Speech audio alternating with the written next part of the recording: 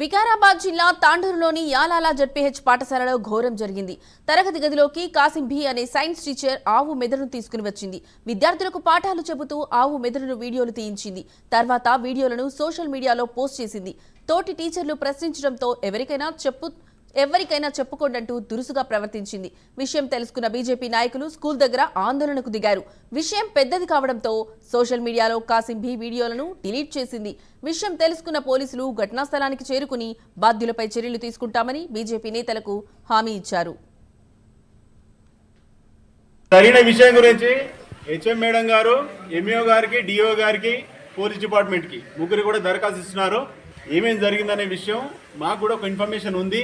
Departmental పరంగా action తీసుకోవడం గురించి, చట్టపరంగా కూడా తప్పు చేసిన వాళ్ళ మీద యాక్షన్ తీసుకోవడం గురించి దరఖాస్తు ఇస్తున్నారు. దానికి సంబంధించి ఎవరైతే తప్పు చేసినారో వాళ్ళపైన డిపార్ట్మెంటల్ పరంగా కానీ చట్టపరంగా కానీ ఖచ్చితంగా చర్య తీసుకొనబడుతుంది.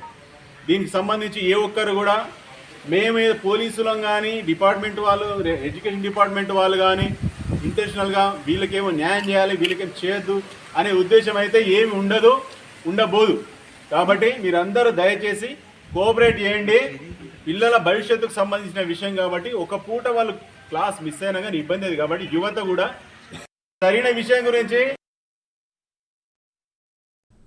ఇదే అంశానికి సంబంధించిన మరింత సమాచారం మా కరెస్పాండెంట్ ప్రవీణ్ లైవ్ ద్వారా అందిస్తారు. ప్రవీణ్, చెప్పండి, ఈ ఘటనకు సంబంధించి మీ దగ్గర ఉన్న లేటెస్ట్ అప్డేట్స్ ఏంటి?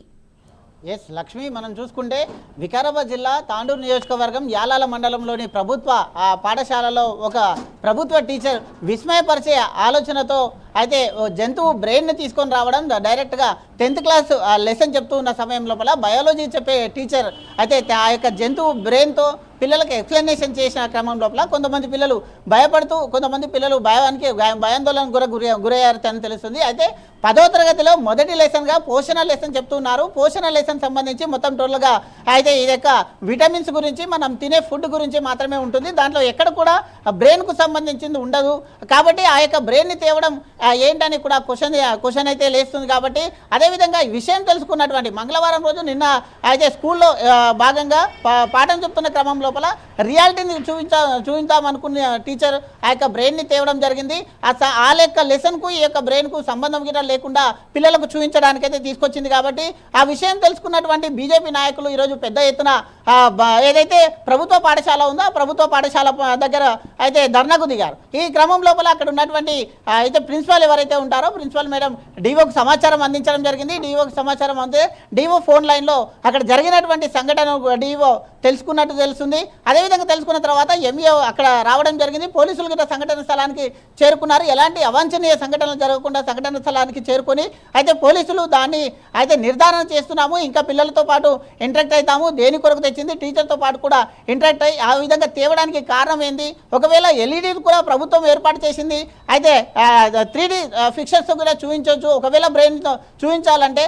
కానీ రియాలిటీని తేవడం వాళ్ళ ద్వారా కొంతమంది పిల్లలు భయాందోళనకు గురయ్యారు. కాబట్టి అక్కడ ఉన్నటువంటి హిందూ సంఘాలు ఏవైతే ఉన్నాయో హిందూ సంఘాలు పెద్ద ఎత్తున ఆ జంతువు యొక్క అయితే ఆ యొక్క బ్రెయిన్ తేవడం పైన తీవ్ర విమర్శలు అయితే వస్తున్నాయి. కాబట్టి పోలీసు వాళ్ళు కూడా సంయమనం పాటించాలి. ఎందుకు జరిగింది దాని గురించి మొత్తం టోటల్గా కనుక్కుంటున్నామని చెప్తున్నారు. కాబట్టి చూడాలి.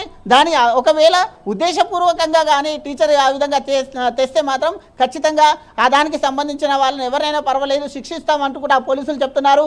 మరోవైపు డిఓ కూడా వాళ్ళ యొక్క వివరణ తీసుకుంటున్నారు.